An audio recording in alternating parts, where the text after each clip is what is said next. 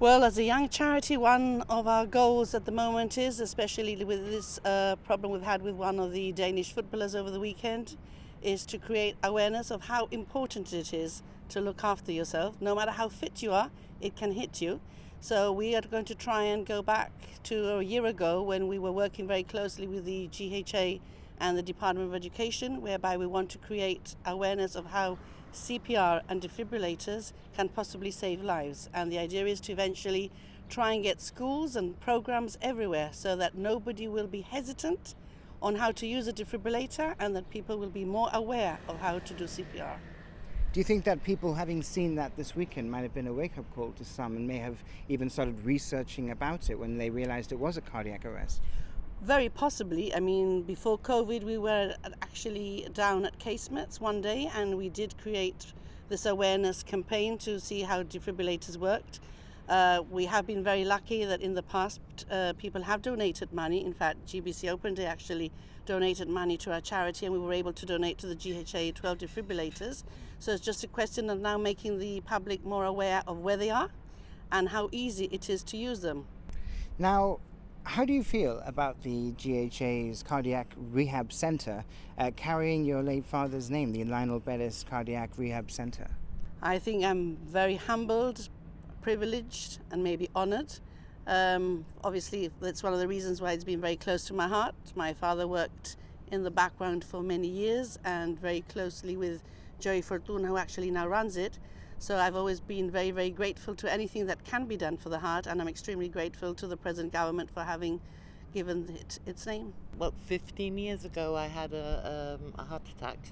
It was provoked by the fact that I was diabetic, undiagnosed. I didn't know I was. And that caused a clot, which caused a heart attack. Luckily, I have no damage to my heart. But I was immensely grateful to Jerry because he came up to see me and he told me about the cardiac rehab. And I started the cardiac rehab then. And I managed to have 7 years of getting a lot better, but I think maybe I didn't take it seriously enough. I had a second heart attack 7 years later, mild again, but I think that's the one that made me realize that you have to make lifestyle changes. I used to be a smoker and I gave that up. I've still got a way to go with the weight loss, but I have lost a lot of weight. You feel very safe in a program like the cardiac rehab because there's medical care, there's nursing care there, and if anything happens, you feel secure. After you've had an episode, you feel like a porcelain doll. You feel like you can't do anything, and it makes you realize that you can, So I'm here 15 years later, and I think I'm better and fitter than I was, 15 years ago. What can you tell us about the 5 and 5 fundraiser? What can I tell you? Well, I think for me, there are 3 champions. I mean, we cannot, as a charity, thank these 3 gentlemen enough.